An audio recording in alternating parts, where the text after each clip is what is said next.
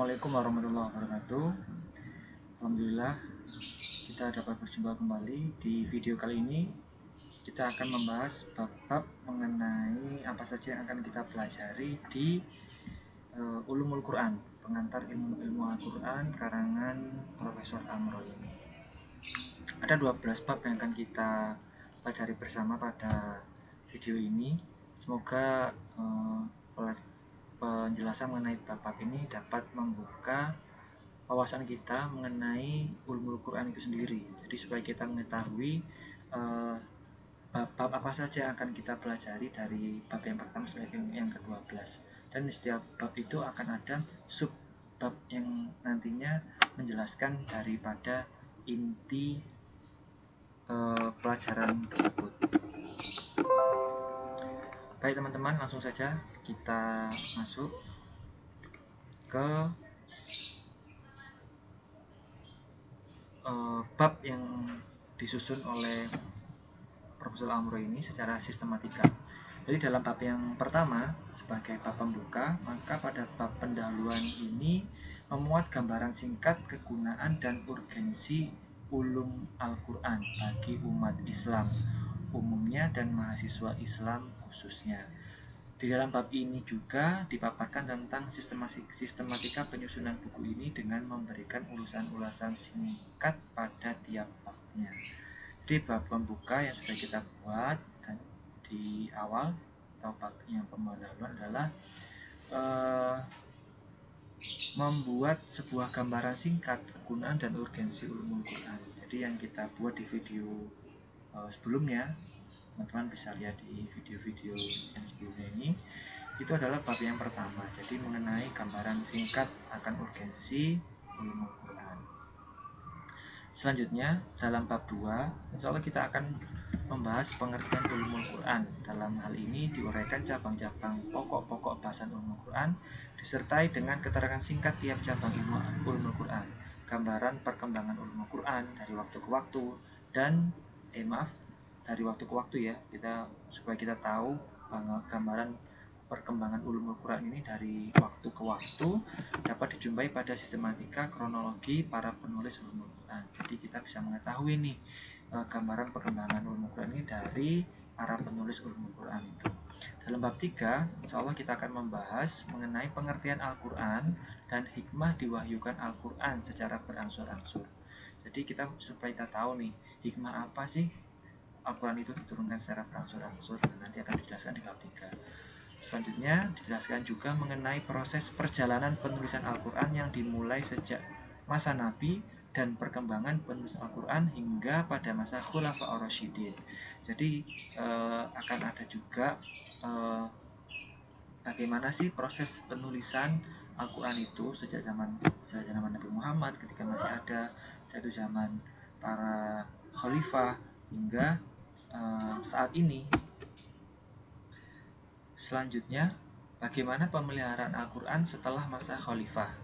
Dalam bab ini dijelaskan pula rasam Al-Quran, pengertian rasam Al-Quran, pendapat tentang rasam Al-Quran, kaitan rasam Al-Quran dengan qiraat atau pola bacaannya.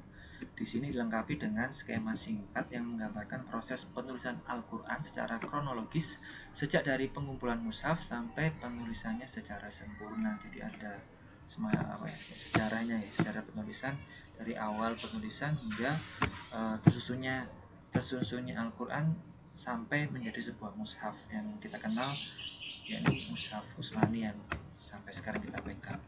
Dalam bab 4 akan dibahas tentang asbabul nuzul, yakni latar belakang diturunkannya suatu ayat Al-Quran. Biasanya disebabkan karena adanya peristiwa-peristiwa tertentu yang belum pernah terjadi sebelumnya. Jadi adanya asbabul nuzul ini adalah sebuah gambaran peristiwa tertentu yang menjadikan adanya ayat-ayat yang turun, karena di peristiwa-peristiwa sebelumnya itu belum ada. Maka ketika di masa Nabi itu ada sesuatu peristiwa yang terjadi di masa Nabi tersebut, maka itu yang menjadikan turunnya ayat-ayat dalam Al-Quran yang kita sebut dengan asbabun nuzul. Nabi seringkali menghadapi hal-hal baru seperti ini yang sudah pasti membawa masalah baru. Dan Nabi adalah sebagai sentral figur yang dituntut dapat memberikan solusinya. Nah, seperti itu ya. Jadi memang betul. Jadi karena ada sebuah permasalahan di kala Nabi menerima wahyu, maka turunlah ayat-ayat Al-Quran ini, sebab turunnya Al-Quran ini.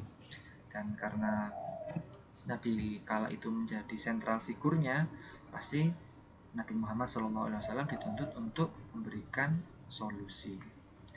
Dalam situasi Nabi tidak dapat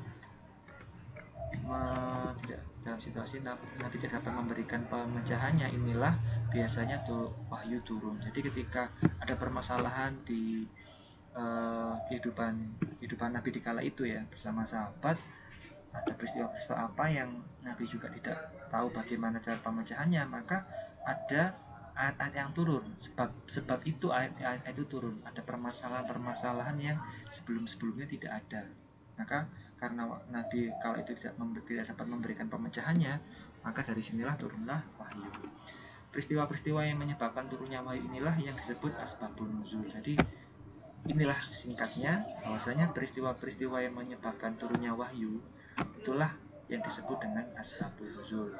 Saya ulangi lagi ya. Jadi peristiwa-peristiwa yang menyebabkan turunnya wahyu itulah yang disebut dengan asbabun nuzul. Dalam bab ini penulis membahas tentang pengertian dan macam-macam asbabun nuzul, ungkapan-ungkapan asbabun nuzul, serta urgensi dan kegunaan asbabun nuzul. Dalam bab 5 kita akan membahas tentang keserasian Al-Quran, baik antar ayat dengan ayat, antar surat dengan surat, dan apa saja yang dimaksud dengan munasabah Al-Quran, apa itu pula urgensinya dan manfaatnya di dalam bab 5 ini. Di bab 6 kita akan membahas tentang Makkiyah dan Madaniyah, ayat-ayat mana saja diturunkan di Mekah dan juga ayat-ayat mana saja diturunkan Madaniyah. Perbincangan sekitar masalah ini akan dibahas dalam bab ini. Penjelasan sekitar Makkiyah dan Madaniyah ini meliputi pengertian, klasifikasi ayat-ayat dan surat-surat Madaniyah, ciri-ciri khas ayat-ayat Makkiyah dan Madaniyah, juga silang pendapat mengenai kriteria dalam menentukan surat-surat Makkiyah dan juga Madaniyah.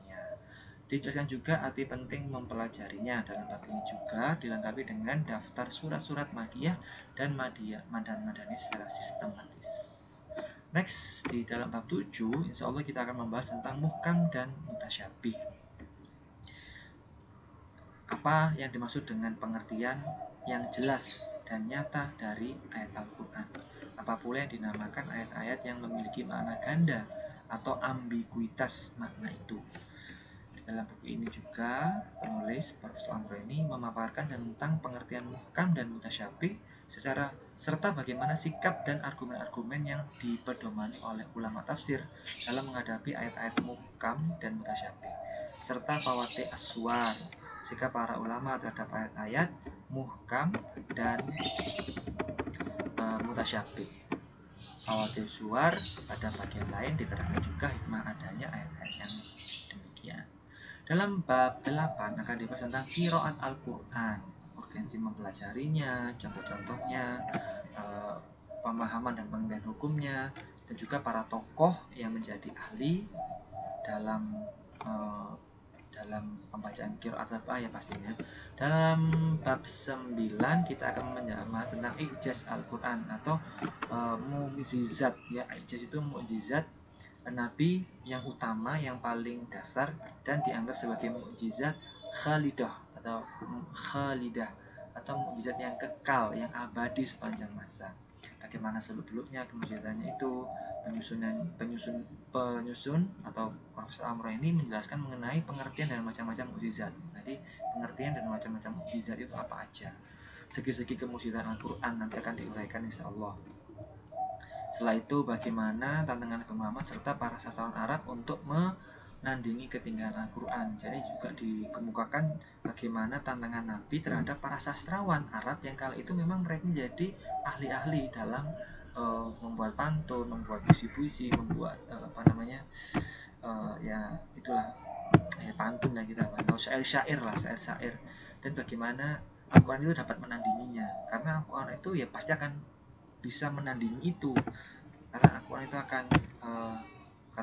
akan ya meluluhlantahkan syair-syair itu kan. Syair-syair kan dibuat oleh manusia, dan Al-Quran adalah Allah sendiri yang mewahyukan kepada Nabi Muhammad SAW. Pastinya tantangan itu, syair-syair itu yang dibuat oleh para sastrawan Arab akan sirna pastinya karena ketinggian dari bahasa Al-Quran ini. Selanjutnya di dalam bab 10 kita akan membahas tentang tafsir, tentang takwil, dan tentang terjemah.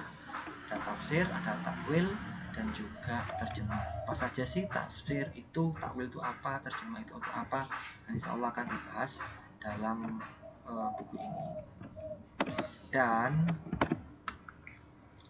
selanjutnya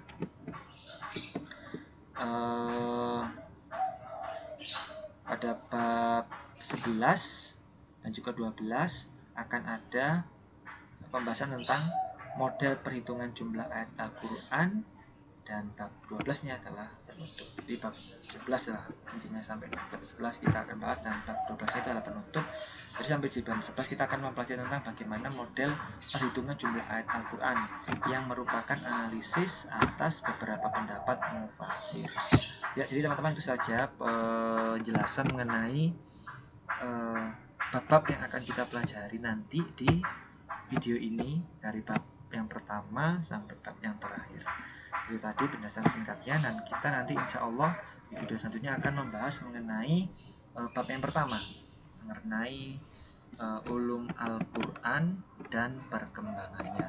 Ini bab yang pertama, yakni judul besarnya nih akan kita pelajari di video setelah ini, yakni insya Allah kita akan pelajari ulum Al-Quran dan perkembangannya, babnya itu, dan subbabnya adalah pengertian ulum Al-Quran. Jadi tetap terus simak video ini sampai habis, kita belajar bersama. Kalau ada yang perlu kita diskusikan bisa langsung ditulis di kolom komentar. Hadanallah wa iyyakum. Terima kasih. Wassalamualaikum warahmatullahi wabarakatuh. Sip.